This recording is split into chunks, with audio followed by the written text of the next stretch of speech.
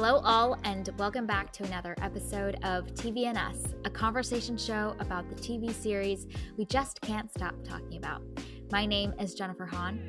And I'm Sarah Callan. And each season, we focus on a different show, reviewing it episode by episode, and we invite you to watch along with us. Right now, we are reviewing Succession Season 4, and today we are on Episode 7, titled Tailgate Party.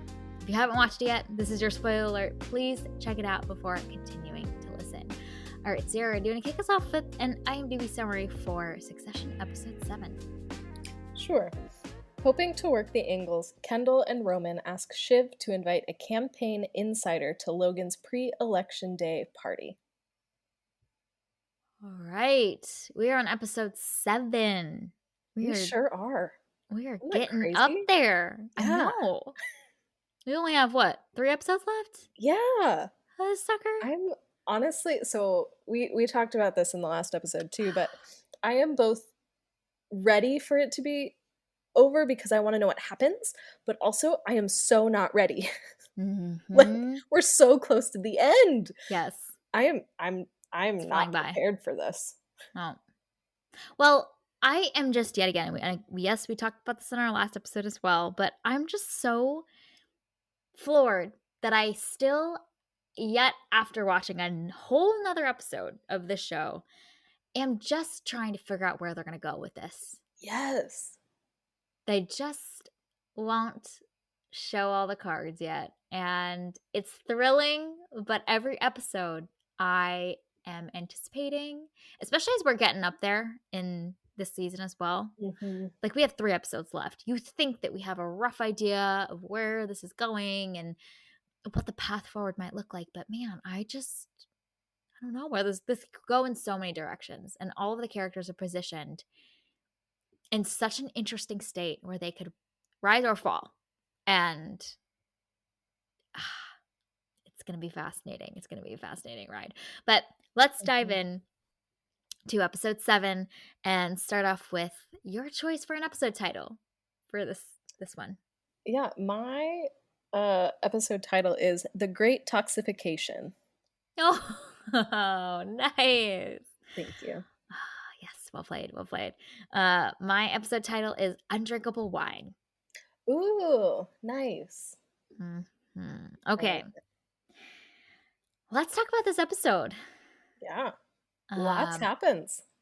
Yes, a lot happens. I think what as I finished this episode and was kind of thinking about some of our words and whatnot, I was like, man, there's a lot of folks that are in a tough spot at the end of this episode. Yeah, you know, sure are. Like, in some of the previous episodes, we see some pretty great positioning, some great moves from a lot of our key players. But in this one, it feels like there's a lot of losers in this episode. Not that they have lost yet, but they're kind of in a tough spot. Yeah. The Power Move Award was hard for me this time. Yeah. Me too. Which is kind of neat to see how the way that our little award section is really able to illuminate and like prompt some of those thoughts around this. Because if you think about like the siblings, I think there's one of the siblings that is maybe in a slightly better position, but like Kendall's, we know that there's going to be an eventual demise, but he hasn't made any major blunders in this episode. Roman and Shiv are in a tough spot, especially your girl Shiv. Should we start there with Shiv? Oh, Shiv. My goodness. She is definitely between a rock and a hard place. Mm-hmm. Yeah. Which is so interesting because in the last episode, we discussed how she had all of these options open. Yeah, I know. And she was kind of like hedging her bets. And then we watch this and it's like, oh no, you're actually screwed on every front. Yeah. Okay. So it was just incredible to see how from one episode to the next, we think that she is playing from this power of strength or like this position of strength. And then all of a sudden it's just come crashing down on her. Mm-hmm. And you see that happen in real time and how she reacts to that. It was just brilliant the way that this Mhm. show completely changed her position just in a moment. Yeah. Yeah. I was thinking back to for the who won this episode for my choice last episode, which was Shiv, and I had this whole thing around she's well positioned, she's got her options, she can ally with the siblings, she can ally and continue to build the allegiance to Matson, but she's in too deep on both ends to really figure out a good option forward. So I think it'll be interesting to see how she navigates and maneuvers given her tough spot. She's kind of backed up against a wall now, and it'll be exciting to see how she tactfully wiggles her way out of that. Yeah, I am very excited to see what they do next with her. Hmm. Because I'm still in the I want Shiv to burn it all down camp. I am firmly in that camp. And there are moments in some of these episodes where I'm like, oh, she is like pissed enough to do it too. And she's good enough, I think, to do it. So I still want to see Shiv burn it all down. It would be an exciting ending for sure. Yeah, it would be. Succession, they ain't no succession because there's nothing to succeed. Exactly. Because Shiv blew it up. The throne has been chucked out the window. It would be I doubt that they would do that, but I don't think any of the kids can No. succeed Logan. So I'm like I feel like there aren't that many options of how they can end this. And so somebody destroying it all is a viable option maybe. Yeah. I don't know. We'll see. We'll see in 3 episodes. My goodness. Well, that's the thing that's interesting about this is that in the beginning of the season and even at the halfway point, we're talking about how there's enough time to see a character rise to the occasion and battle against the foes and earn the spot where we, as the viewers, feel satisfied that it was a worthy successor to the throne. And we're on episode 8 next week. We've just finished episode 7. There's there's not enough time for that arc really to happen. I don't know. Maybe they'll pull Mhm. some magic, but they're Yeah. going to really have to sell it efficiently because so many of our viable candidates either haven't made a move yet or have made some moves that have been really quite terrible and been just absolute blunders. So it's like how will they resolve this question? you know, Mhm. time as time gets shorter and shorter for that runway, it's more interesting to see how they'll end it. Yeah, and it's we've talked about this so many times, but it's so fun to be watching a show where you have no idea Yeah, where they're gonna go. yeah, yeah. And it makes it more exciting too, because you know that the ending is coming and you don't know what's gonna happen. So it's like Oh, every episode has these added stakes and this added tension because the show is ending in 3 mm, episodes. What are they gonna do? yeah, yeah. Very true. And that tension just grows as we near and march towards the end. Like at the Mhm. beginning of the season, we had so many more options and possible arcs and paths that could happen as we get closer to the ending based on the decisions and the plot developments of the characters. Many of those options begin to be eliminated, which then leaves the question of like, well, then how are they going to do this? Like they're closing some of these doors, and it feels like there aren't very many doors left for us to walk through. So it makes that really exciting and thrilling to see what they could whip out, doors that we didn't even know existed, outside of our Mhm. imaginations. Yeah. Yeah. We're ready. We are. Let's talk about the Tom and Shiv scene because Oh my gosh. that was, I don't even know what the right adjective is because it's simultaneously such a heart-wrenching scene, but it's also incredibly electric and almost cathartic to see them express themselves and speak so much truth about their feelings and it was like this explosion of emotion from both of them that had been pent up, and we'd felt that as the viewers for so long between the two of them, honestly, for the past 2 seasons, so much of season 3 and so much of season 4, we've felt this really tense dynamic between them, and, finally comes to a head. What are your thoughts on that scene? It was just brilliant. Like, oh my gosh, like you said, it's a very cathartic scene because all of these things that have been so controlled for so long finally make their way to the surface. And you see as the conversation goes, like the more truth that's shared, the more surprise in some way you almost like feel from them because it's like, "Oh my gosh, we're being this honest. Okay, here we go." And Yeah. you just see them playing off of each other and feeding into this moment, and you just see all of all of these emotions, all of these years of pain, all of this brokenness that both of them have inside of them just coming to the surface in this one incredibly explosive scene. Mhm. Brilliant. Yeah.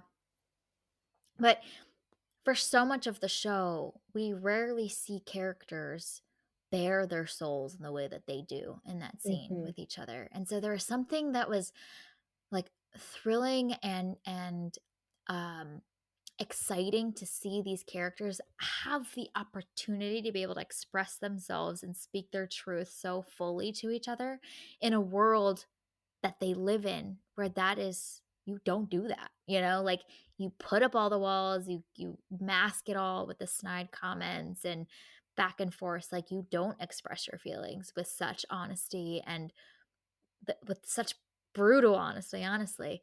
So it was satisfying for them as characters to have been able to have the opportunity to have gotten that off their chest and to have truly shared their truth as much as it's out of a place of anger and pain for both of them. The fact that there's so much emotion that you feel from these two brilliant actors that are just doing the most. It's and such high caliber. Um, but you can feel the like care that they have for each other as well in that scene, which I think makes that scene feel even more emotional because it's not just like them knifing each other and stabbing each other in the back to try and hurt each other. There's so much like care that that pain is coming from, that anger is coming from, that is mixed into that entire scene as well. And I love the journey that this whole episode takes you on with them because it's really building up to that. And Yeah. so the beginning with them trying to make it work and Tom just being the worst. And then the party starts and you can feel the tension between them, but they have to have a good face and that tension just mounts and mounts and mounts and then it finally explodes. So Hmm. even the way that the episode is paced primes you for this explosive confrontation that happens. Hmm. Yeah. And there's something about that confrontation happening on their balcony with the backdrop of Yes. all of these important people that adds such a dynamic and uh, a level of drama to a moment like that that would typically be behind closed doors, maybe in the middle of the night or whatnot, in the privacy of your own space. But they are bearing their souls with what Tom says is like 50 of the most important people, in the city or in the country, whatever it might be, like all of these incredibly distinguished people that they are just milling about in the background. It adds a level of intensity to that scene as well. And even seeing the way sometimes, especially Shiv, would like position herself so that her Mm, back was facing the sliding door, mm, so that mhm. they maybe couldn't see Her the full emotion. extent of her yelling or Yeah, whatever. And so it was yeah. just in those little moments where they're both aware that there's so much power in that room. And so even though they're having it out on this balcony, they need to still be a little bit okay. I think Shiv is much more aware of that than Tom. But even that was an interesting thing to watch them try and maintain their image, maintain their composure while also hashing this out. Mhm. Yeah, yeah. So good. In a lot of ways throughout the show, that dynamic, that relational dynamic between Tom and Shiv has been so pivotal and so much the center of the emotional arcs of this show. And it's fascinating to see them continue to build and capitalize on that. I'm kind of intrigued to see what they do next with it because a lot has happened in this episode, and where they go from here will say a lot about what they see about these Mhm. like relationships. Yeah. Yeah, I'm so intrigued what they do next with these two. Yeah. Connor and Willa, something that you wanted to say more of from the last episode, um, that we had this conversation on looking ahead, and we get them back. They're here. We do. We do get them back. They showed up. They actually had a pretty decent like Role to play. storyline Yep. in this too. They weren't just, you know, color in the background, but they actually played an important role in this episode, and I loved that. There is an interesting like intersecting storyline that the show has woven in where Connor's what 4% or however much it Yes. is a significant Yeah. piece of the campaign puzzle, a plot of land that both sides want to um, lay claim to if they can. So, as much as the show and everyone else in this world has been ridiculing him, Connor's got a little bit of power in his hands for the first time ever. So good I for him. love it. Yeah. Yes, Connor, you use that little 4% of power. Man, you get yourself a cushy ambassadorship. That's great. I love Yes. it. Yes. Uh, Other things that were significant revelations in this episode is Matson and India. Tell me your thoughts on that whole plot line. Yeah. We see a very different Matson in this episode in a lot of ways. Yeah, we do. And that was interesting because I am Team Matson now. I am like Shiv, and I'm rooting against her brothers. Um, so I was like, man, I personally don't love that they did that to Matson, but I understand why he needs to be that way. Um, so I'm so curious what they're gonna do next because I had been thinking that Matson was maybe more like Logan, and so he is the one that the kids need to defeat. But now I'm like, okay, is Matson more like Kendall than I realized? And so then is it like Kendall versus like evil Kendall basically? And I don't know. I just is this his evil twin, you know? Um Mhm. it's just interesting because it wasn't where I thought the show was going to go. I didn't think that he was like a Boy Scout by any means. I figured he had done shady business stuff, but I didn't think it would be the same stuff that Kendall was doing the episode before. Yep. And so that's so interesting. And I wonder how these two, because they're really on parallel tracks now. Like, how is this going to pan out with these two?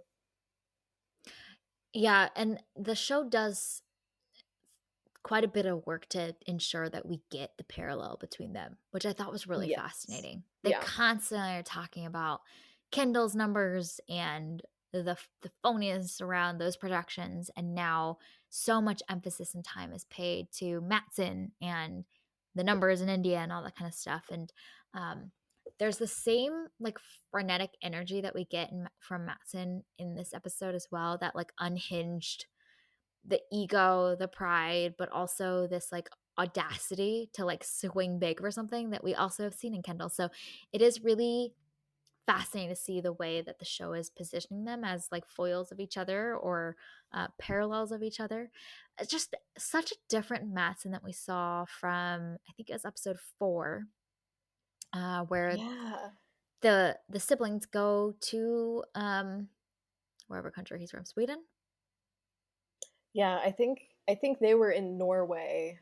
Oh, I could okay. be wrong. But I don't Matson is from remember. Sweden. Anyway, Anyway, a some beautiful one of the country. yes, one of the beautiful Nordic countries.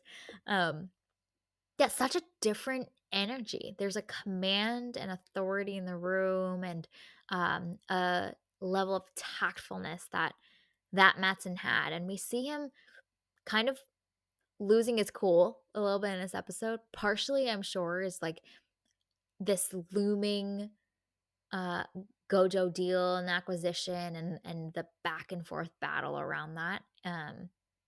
Like is throwing him off his game a little bit. He doesn't have that same power dynamic and power trip that he felt like he did earlier. But it's interesting to see the way that he's really becoming unraveled in a lot of ways. And I'm curious to see if we'll see more of the downfall of Matson, or really pull together and team up with Shiv. Like who knows what will come next. But I didn't expect to see that side of Matson in this episode. So that was a surprise. Yeah, yeah, me neither. And I do wonder if like home field advantage is a factor here as well. Like Matson had to very quickly decide that he was attending this event. We don't know like where he was traveling from or anything like that. So I wonder if like that also contributed maybe to this character being so erratic. Yes. Frazzled in a golden suit. Which is just Jeez. so good. Oh So my perfect. gosh. It was Yeah. perfect. For the showiness and the, Yeah. yeah. He had to make his entrance, man. Hmm. We also see some partnerships building. Um, Partnerships that aren't really surprising to us, but they are coming to the forefront. There's some Jerry and Roman conversations, and she makes a comment around, I could have been you. I could have helped you, Roman. Hmm. And there's also the Frank and Kendall little partnership forming. Not solidified, but some early seedlings being planted there. Here's your thoughts on those. Yeah, it's interesting to again see these two parallels of Jerry and Roman were once close, and she did believe in him and supported him and cheered him on and all the things. And we see that relationship completely fractured, and she is done with him, like done. And then at the same time, we see Kendall and Frank potentially coming together again after they have fractured and then come back together and fractured again, come back together, yada yada, blah blah blah. So it's fascinating to see some of these old guard paired with the sibling relationships that we have going on here. And what's just fascinating about this show is its ability to still make that exciting to us every time they come back together again. Like Hmm. there's nothing, like we've seen these dynamics before. We've seen these collaborations and these partnerships. And every time it feels like there's a reconciliation, a lead here. It is thrilling, even though it's the same pairings, the same relationships coming together, falling apart, coming together, falling apart. There's, like uh, another version of the show where they just like constantly are um, essentially putting everyone in a blender and just continuing to like rejigger them around in different alliances and partnerships, and like that's where they rely on the thrill for, is like who will be an unexpected ally next in these unlikely pairings. But in a lot of ways, like it's a little bit cheaper to do it that way. Like it's harder to do this version where it's the same relationships and the same pairings that we've seen from the beginning of the season of the show up until this fourth season, and to continue to make that exciting and thrilling. Like Jerry's little comment, like, oh my gosh, is there an opportunity here? Kendall continuing to like build this softness and this rapport with Frank. We've seen it, but yet it's still exciting. And I think because we've seen it, it helps make it more exciting because we know when these things haven't worked out before. And so it's like, oh, we're doing this again. What is going to happen this time? Because also these characters have changed. They've all been through a lot. So a way that they would have reacted a season or two or three ago is not how they would react today. And I I'm very interested to see, you know, is is Jerry absolutely done? And I hope that she is. But is she for real done, or is she going to come back in some way? And then what is Frank's play here? Because I don't know. I think he probably does have a soft spot in his heart for Kendall, but I don't know. What is he going to do? Is he going to, I don't know. All the options are available to him. So we'll see. Yeah. And I think that's why these relationships, when even when they're fractured and they come back together again, and the cycle continues, it's exciting also because there's inherently such an emotional dynamic in both of them for the kids, but also the soft spots that they have for the children. Like there's a father figure role that Frank plays for Kendall that fills some need in him that he desires and craves for. Similarly, there's this like mothering, nurturing figure role that Jerry plays for Roman. And so it's not just the game board dynamic, like, oh, okay, here's a new partnership again that's gonna come together and take take the other foes on head on. There's like, as the characters that we're invested in, there's something that's like thrilling about them coming back together again and reconciling those relationships. In a lot of ways, they're crutches for the kids. Um, but it's fulfilling some need that we know that they are longing for. And so because we empathize with them, that is, I guess, inherently feels exciting for us. It's so Mhm. fascinating. Yeah. Yeah. Yeah, that parenting piece of it I think is super important because we know how jacked up all these kids are, and we Mhm. saw how their dad treated them. So it makes sense that they would seek someone or something to Validate potentially fill them. some of those holes. Yeah, and we see that with Yeah. Tom and Shiv, like Mhm.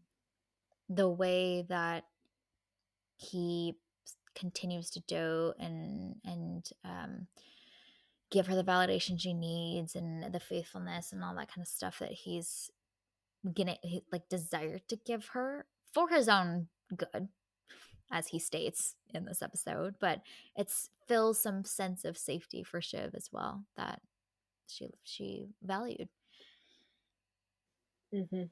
Yeah, and I love how intentional this show is with the brokenness of the characters and Yeah. how these things seep out in interesting ways. And yes, there are explosive moments where it's like, oh, wow, you are a deeply unhealthy human. Like, we need to get you in therapy, we need to get you some help.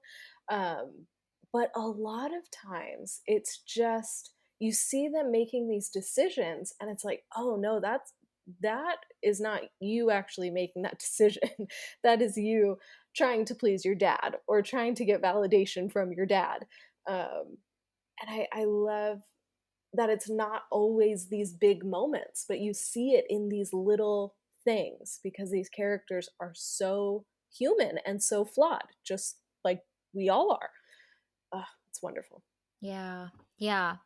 And as I think we talked about in a previous episode, it's kind of the magic of the show as well. Is as awful and difficult these people are, there's something so human and deeply empathetic about them as well.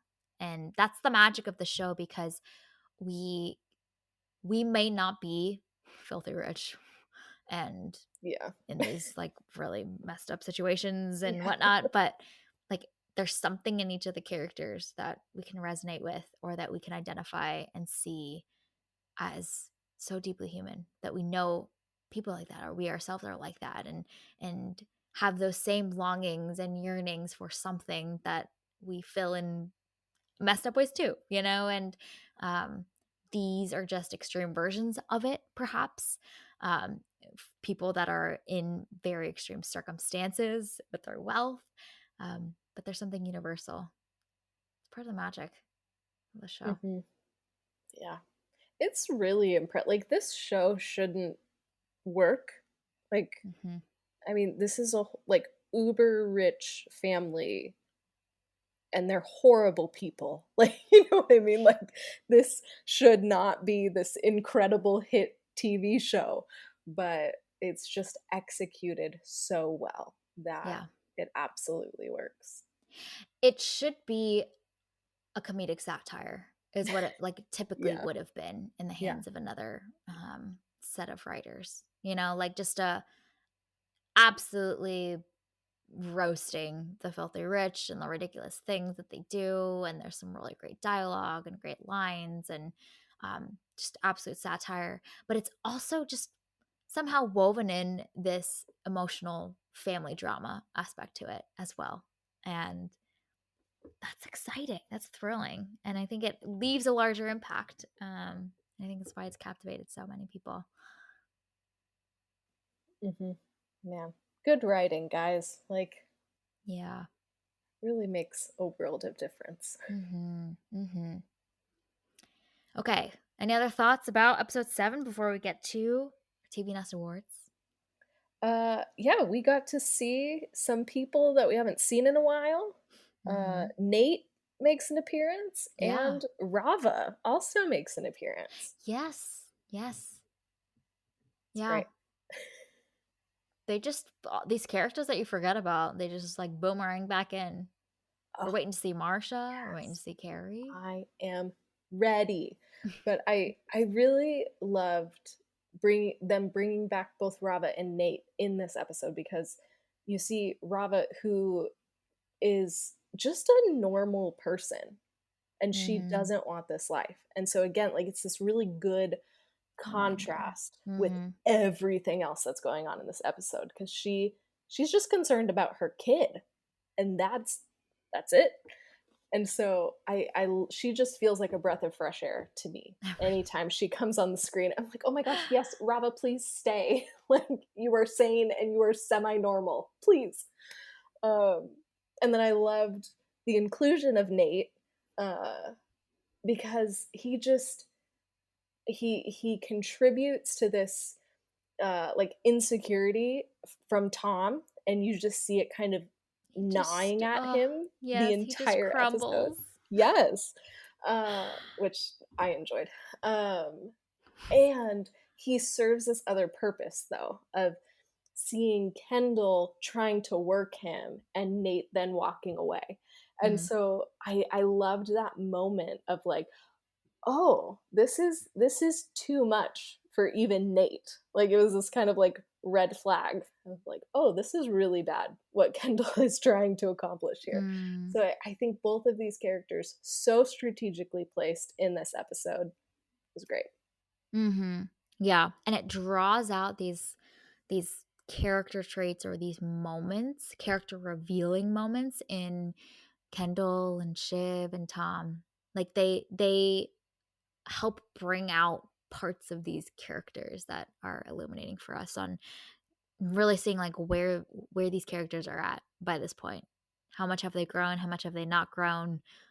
What do they believe about themselves? Like that moment where Kendall yells in the middle of the Yeah. street that he's doing all of this for the kids, and there's this self delusion that you see that he still buys into it as much as he's seems to be doing okay and not making too many mistakes. There's that self delusion that's still there. Hmm. Yeah. Yeah. And seeing So good. how, and I feel like we've seen this from him throughout the show, is he seems to only be able to excel in one area of his life at a time. Mm-hmm. And so if he's doing very, very well in business, that is all he is able to think about. He cannot give time or energy to literally anything else. And so again, it was nice to see Rava come in and remind us, like, hey, hello, he has children, because I had forgotten. Um, I did too. and reminding us, like, oh no, there's more to life than just this deal. And and and it helped me get out of that headspace that Kendall has been in and see like the larger world. So she Mm, just did so many things with her little like minute long appearance. yeah. So efficient. This show is so efficient. Oh, we love efficiency. Yeah. It's meaty. Every moment is meaty. Okay. Let's dive into the TVNS awards. The first one is Best Insult. I chose Mr. Mild is a one pepper menu item. Shiv said that too, and about Tom. To Tom. I mean, that whole conversation is Oh, just it was so good. gut wrenching insult after gut wrenching insult. That they have. Yeah. My choice for best insult is being fired by cousin Greg on Zoom. Yes. Well done. Love that little scene. I have no other. I've been too wordy already. I'm not allowed to take questions. Thank you for your services. Oh Goodbye. Closes the laptop. gosh. Uh, So great. and then like And I then mean, Tom in the background, just like, yeah. hurry it up. Come on. Like there's this deeply difficult moment for these humans. And then at the party, Shitty. Greg says something to the effects of like they say that I need to keep doing this because it looks like I care, but I don't. Greg, you suck so badly. He is the worst. He is the worst. Ugh, Greg. Oh, Greg. Okay. Who is your choice for who won the episode? Jerry. Oh, Hmm. yeah. Why so? Girl, get your money and run. Like, Eye watering sums, yes. like she says. I uh Jerry is great. I have always been a fan of Jerry, and I love her stepping up and saying, "You know what? I have some power in this and I'm going to take my payday. And I have some stipulations and if you don't follow them, I'm going to make you pay even more." And I loved that. And I want her to just walk away and be done and just live her life as a very rich woman. Yes. That is a big fat win. Yes, indeed. But another big part of me wants to see a Jerry Roman takeover. Oh. I just think that there's more that those two can do together. They Mm. balance each other out so well. Like she is such an operational, understands the rules and the systems and how Mhm. to play the game, and he's such a creative thinker that the way that those two things can balance each other out. She's not the visionary, she is Yeah. very practical and can bring him back down to earth when he needs to be, but he needs someone that can tell him what the constraints are. And I think it'd be interesting to see if yeah, we'll see what they do there.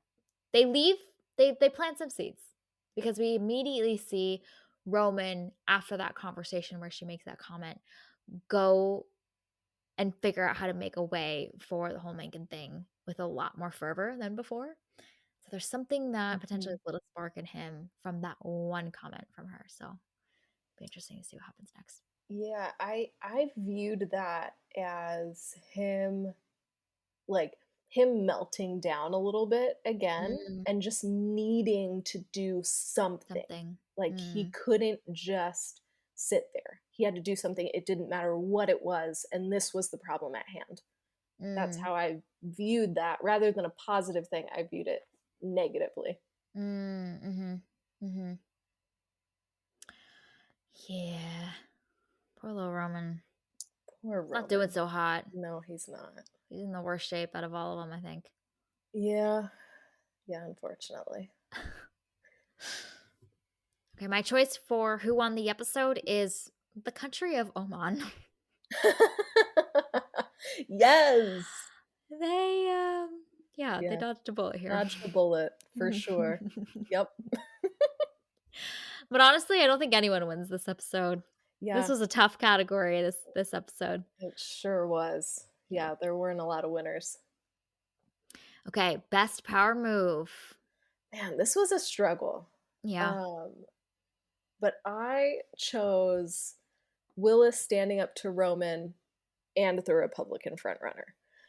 Uh, just because, True. girl, throw your weight around and say, you know what? Connor's going to stay in the race. And he does. And he says, I'm going to listen to the only one who believes in me in this world, Yes. which I kind of love. was They're great. very endearing in a weird way. I In a hate it. very weird way. They're a weird couple and somehow the most stable Yes. of everybody. The most faithful to each other. Yeah, it's very weird. Yeah. They're in their own little world. They are. Okay, my choice for best power move is Kendall having the idea to reverse Viking Matson. Nice. Respect. He's thinking Yeah. creatively. Yeah, go for it, Kendall. Right. Okay. Looking ahead. What do you want to see? I really want to see this funeral that they keep Yeah. kind of dropping clues about. I think it's coming real Um, soon. yes. So so the next episode is like election stuff. So then I think the Oh, next episode interesting. after that is going to be the funeral episode. And Um, then there's the finale and then there's after the that. finale. Jeez. Isn't that crazy? But yes, I'm very excited about the funeral because we're going to see Marcia again because she has to come to the funeral. She has all these requests for the funeral. Roman is now going to say stuff at the funeral when he's potentially at his lowest, Yeah. though But that maybe could change. not. Yeah, Yeah. there could be a little Could rise make of a move. Roman. He could also not be the one to speak. Either way, there's going to be some drama there. Oh, for sure. So Yeah. I am excited. And we'll see Ewan probably at the funeral, and I want to see him because again, he's Mm. the anti-Logan, which would Yeah. be very interesting. We'll probably get some Carrie. Yeah. Oh The whole gosh, gang's I gonna hope be so. there. I hope so. A little reunion. Yeah. It'd be great. Okay. All right. I am intrigued to see how Shiv navigates the waters. Um, there's there's a lot to Shiv's arc that is still unutilized so far. The whole pregnancy thing. There's a line that Tom says in that conversation that like is such a gut punch, like as the viewer knowing what we know about Shiv. But I'm curious when they will play that card that they've put into their own deck. Mm-hmm. um, Yeah. Seems untapped so far, so we shall see how that unfolds. And I'm intrigued to see just again. I'm waiting to see the C-suite make some moves. Every episode, I feel like I say I'm waiting for that, but Uh-huh. I'm You're I'm waiting. intrigued. I'm intrigued. I feel like they're all positioned to play some significant role in this somehow. Jerry, Frank, Carl from the last episode. We don't get much of him in this episode, but we see Frank have a little role to play. I just seems like we're gearing up for them to play some kind of pivotal moment in how this all unfolds. And I'm excited to see what they do with the C-suite. So I'm holding on to that. Mhm. I'm waiting. Yeah, I think along those lines, I want the siblings to try and screw over Jerry and her to go nuclear on them because she could. She knows where a lot of the bodies are buried. So I think Yes. that could also be really fun. Like, because she's out, she's done. She has no patience for this. I hope that they stick to that. Uh, that would be fun. Well, you bring up a really good point, which is that there's all of these skeletons in the closet that at the beginning of the season we talked about like how are those skeletons that were set up from previous seasons going to come to fruition in this season. So, for example, we see the mention in the Tom and Shiv conversation around him willing to go to jail and Hmm. the whole scandal with cruises. We see Jerry's comment and threat around Roman's picks, right? Like these key cards that each of them have to play that are now being mentioned more than they ever were beforehand as well. So Hmm. I feel like those cards are going to come out onto the table pretty soon. I'm ready. And I also Mhm. like. I feel like it'll be a situation where like one person plays their card and then like it's And a they all, domino yeah, effect. yeah, And we just see a bunch of cards being played all at once, fireworks show of which will cards be flying onto the table. yeah, Yeah, absolutely. yeah, So I feel like because there's been a lot of drama in the last few episodes and these explosive moments, but it really feels like we're gearing up to a really big explosive something, which I imagine is going to be the funeral. But who knows? Who knows what the writers are going to do? yeah, yeah. It's gonna be juicy, Yeah. Yes. really juicy. Oh, I'm so excited. I'm ready. Me too. I'm not All right, ready any for it to other? end, but I I'm know. ready. Yeah, this tension is exciting. It really is. Oh my gosh. It's great. Any other last thoughts about episode 7 before we wrap? Can I just once again reiterate that Tom is the worst? Yeah, this is a slimy Tom episode for When sure. he gave her, first of all, he said party prezi. Excuse you. That's gross. I don't ever want to hear that ever again. And then his present was a scorpion. Gross. You cruel idiot man. I was so angry. And that's Yeah. how the episode started. It did. It really started off with some rough Tom moments. Yeah. Yeah, it sure did. He So is crumbling. He's losing his he marbles. is. Tom is the Yeah. worst. He'll continue to be the worst for Mhm. more episodes Yep, for he you to sure will. rant about, I'm sure. I'm sorry that I continually have to rant about Tom No, being well, the worst, but I think he he's, sucks. when he's unhinged, he's gonna play even more dirty than he already has. So Ugh, that'll be fun to see. it really will be. Cause because like that actor is such a dynamic actor too. Like he is so incredible at playing all of the facets of Tom. Um, I'm excited to see what happens, even though he's the literal worst. I really did have a thought in that Tom and Shiv scene where their relationship has been so central to a lot of moments throughout the whole show. And I'm like, are the writers just so captivated by these two actors and what they're able to do and how they're able to emote and express these incredibly nuanced emotions that, like, I wonder how much Tom would have been written into a lot of these plot points had we had a less fabulous talented actor, you know? Like, you just want to give them more scenes to do together because they're so good at it. So it was fun to think of an ulterior universe where Tom was more of a side character, you know? Mm-hmm. But he's just so good. They're like, we just gotta give him more. So dynamic. Hmm. No, that's interesting. I now we've talked about rewatching the show with all Hmm. of the information that we have now. Um, it would be interesting to watch it again from the beginning and see in those first few episodes how big of a role Tom plays because he's Hmm. definitely gotten a bigger role. Like, obviously, at the beginning, they're not married yet, so he can only have so much in the company. But then over time, he weasels his way into a relationship with Logan, takes on more responsibility, yada da da da. So Yeah. that would be interesting to watch back and see Hmm.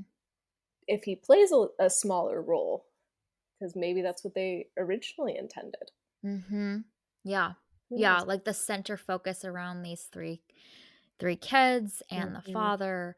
Yeah. But in a lot of ways, Tom has almost as much time and plot meat that a lot of the kids have, you know, how much we know him as a character and the way that he operates, so much of the Tom and Greg scenes, like he gets a lot of time and attention as a character.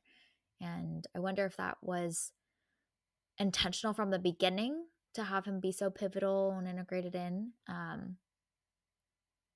or if they just kind of like went with it and flowed and saw how the energies and dynamics were unfolding and kind of built and played off of that for how they wrote the rest of the seasons.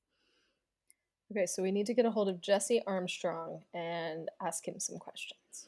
Yeah, just give him a little ring. Hey, I just got a quick question for you. Super quick. It'll take like 5 minutes. Yeah, no big deal. Not I'll a let you get deep back to your question night. at all. Yeah. All right, well, this is our review and discussion of episode 7. You can find it available to stream on HBO Max.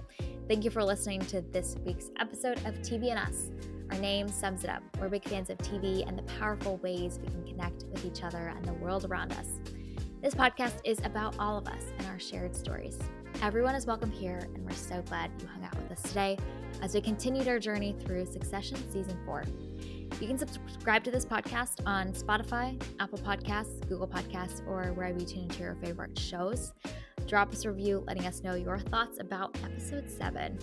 You can connect with us on Instagram and Twitter at tvnspod, or email us at tvnspod@gmail.com. We will be back next week to discuss episode 8. We hope you have an amazing week, and we'll talk again.